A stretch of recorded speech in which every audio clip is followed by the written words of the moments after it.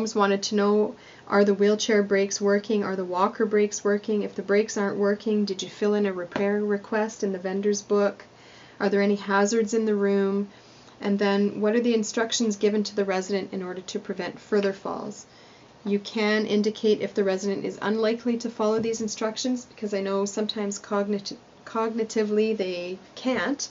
However, you may check off one of these choices, or you may write another one on the line.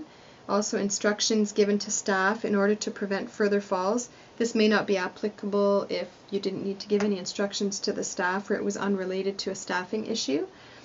Otherwise, you can check those off or add an additional comment at the bottom. Indicate if there were any changes to the physiotherapy treatment plan. No changes were made or as indicated. And in some homes, they are asking to document on the form what is the treatment plan for the resident. So you can say here to continue with balance training, walking program, whatever the treatment plan may be. The assessment was done by, you just indicate your name, and the date's already at the top of the form. So that's the physiotherapy post-fall assessment. Okay, next we have the nursing rehab input form. The actual title on the form, as you see, this is what it looks like. It's the Nursing Rehab Restorative Nursing RIMDS Potentials. This is the front of the form.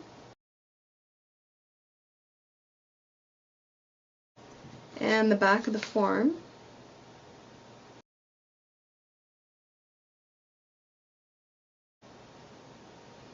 And on the front of the form we have the name, date of birth, the date that you're filling in the form, your name, and then here it just mentions, now this is for nursing homes only, right? So it's for RIMDS. If PTs, when you're assessing residents, if you see that there is a resident who has a potential for one of the nursing rehab or restorative nursing programs, I do suggest that you fill this out and give it to the RI coordinator or to the restorative care or nursing rehab coordinator. They love to get our input on who can participate in different restorative programs. And basically here, this is telling them that this resident has a potential for nursing rehab. It does need to be reassessed by the licensed nurse, and if they're in agreement, they have to enter it in their nursing care plan and assign it to their nursing staff.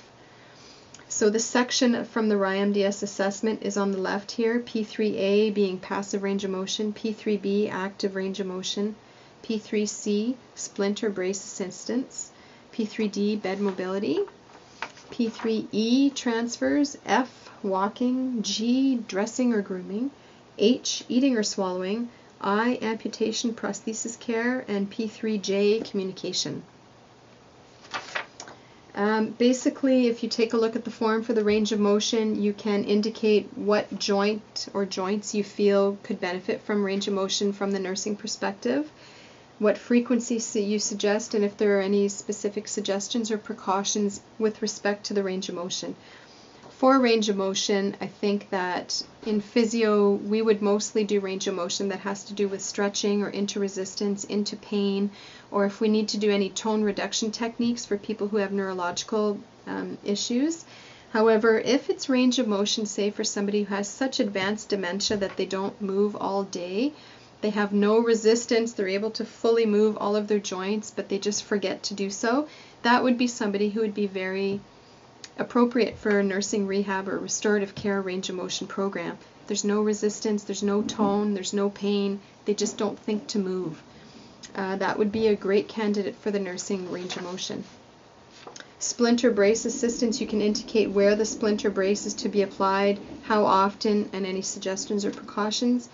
Bed mobility, what are the specific bed mobility techniques, that you would want or you think the resident could practice? You can mention them here and then suggest the frequency and precautions.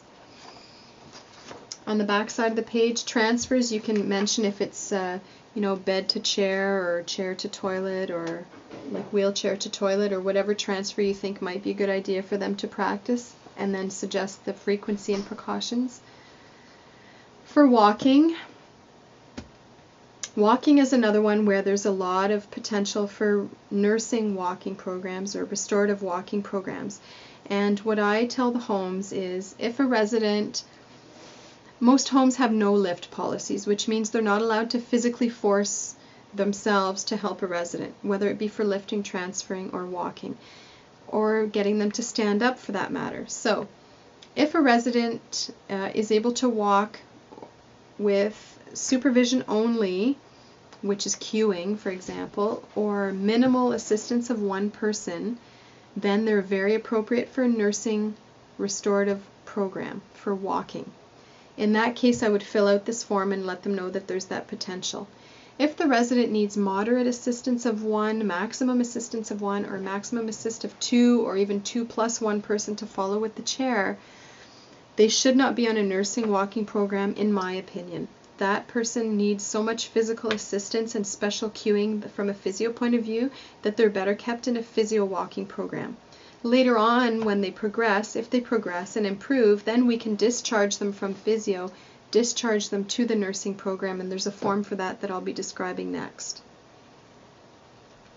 So here you can mention the frequency, whether it be 6 times per day to and from meals, or duration, distance. You may want to write 2 meals, to and from meals, to and from bathroom, or to and from dining room, to and from bathroom, something like that. Assistance suggested, is it supervision or assistance ×1, or is it just following them with the wheelchair? And any precautions. Then we have dressing and grooming, eating or swallowing, amputation and prosthesis care, and communication, where you can indicate if there's a certain part of those. Those are, well, apart from amputation and prosthesis care, a little bit less physio-oriented. However, if there are things that you may notice, you can write them down and indicate that to the RI coordinator or the nursing restorative care coordinator. They love to get our input from this form. And so now we'll take a look at the discharge to nursing rehab form. This form, here's the front.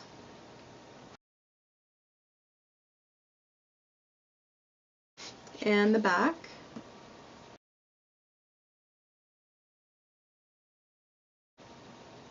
Very similar to the nursing rehab input or potential form, because basically it's the same form. I just changed the title. It's now called Discharge to Nursing Rehab. It's to alert the RI coordinator or restorative care coordinator that this resident has been discharged from a physio program to a nursing rehab program. So it's to alert them that they need to take this up and make sure it's in the care plan, so there's proper continuity of care for the resident. This form will probably be mostly filled out, I would think, for range of motion, perhaps for splinter brace assistance. On the back side, maybe our team has been working on bed mobility and transfers, and now the resident is more independent with those things. We can continue working with the resident with some other portion of physio, but we can actually ask nursing to continue with these. And walking is another one. I didn't even put dressing and grooming, swallowing, and communication on here because I felt they really weren't related to physio, but I did also put amputation and prosthesis care on there. So in the box, basically there's a box for all of them saying this resident is being suggested for the nursing rehab program because. For walking, you can say has improved and is now able to walk with supervision only. That way they know that the resident won't get walked from physio anymore if they don't get them walking with nursing. And basically on the right hand side here, it's all the same: frequency, assistance, suggestions, precautions, things like that. So that's the discharge to nursing form. Okay, and the discharge to physio program, so this is what it looks like at the front.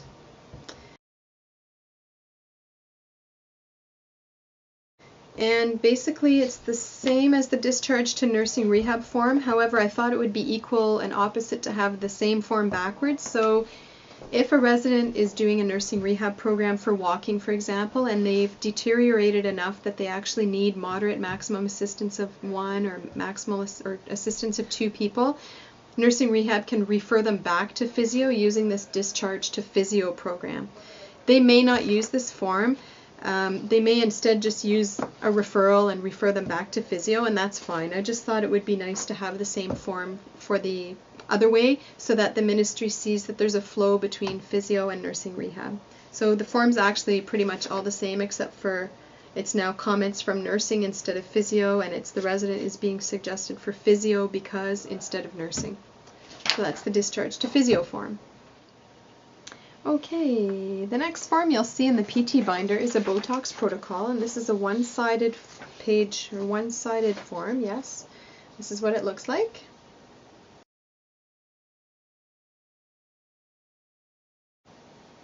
And this form was created mostly for in a nursing home setting, because in some homes they do Botox injections and then they ask physio to go and do the stretches afterwards. So this form, you may never use it, and for those of you who do have Botox treatments or injections in your home, this can be helpful just to make, again, the communication from PT to PTA very quick and efficient by checking which stretches and strengthening you want done and the frequency.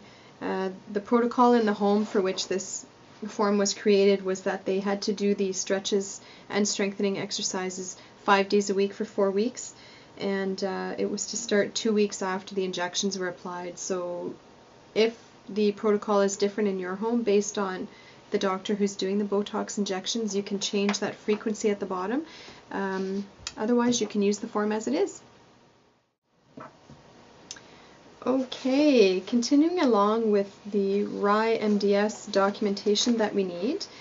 Not in all of the nursing homes is nursing asking for physio to do coding for G3 and G4. In some of your homes they may ask you to do it.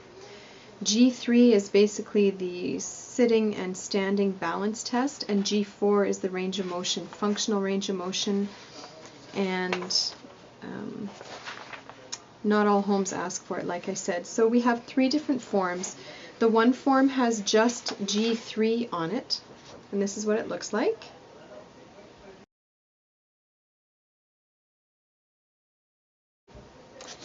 And basically, when you're doing the test, it's all written on there. So while they're standing, if the resident is able to maintain all 3 positions without moving their feet or using support, you would code them as 0. If they're unable to maintain 1 or more positions for 10 seconds each without moving their feet, they're unsteady but able to rebalance self without physical support, you would code a 1, etc. So you just continue on down with this.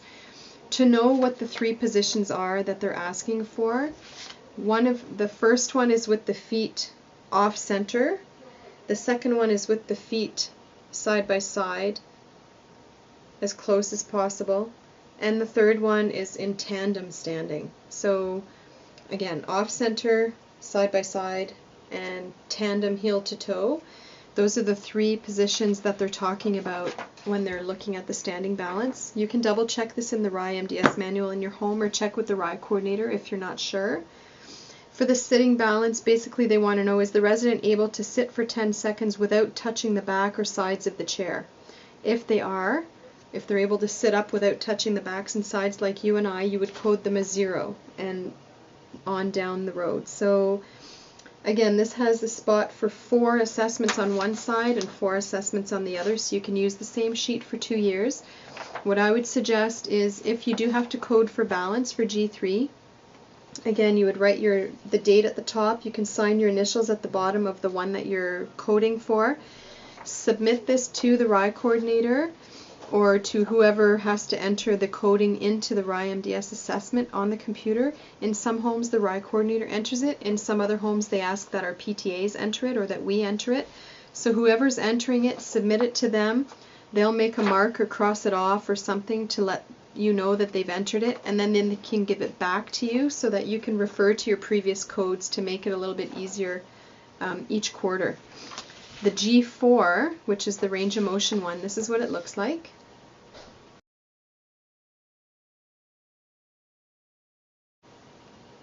And basically they're asking, this is an easy one for us to do really, because we're assessing range of motion anyways.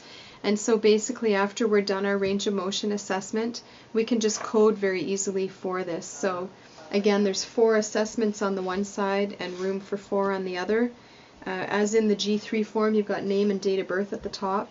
These G3 and G4 coding forms do not have to be kept as part of the physio chart. These are to help nursing with their coding. So once they're full, you can shred them as far as I'm concerned, because this isn't part of our physio documentation really. The home may want to keep them, but we don't need to keep them.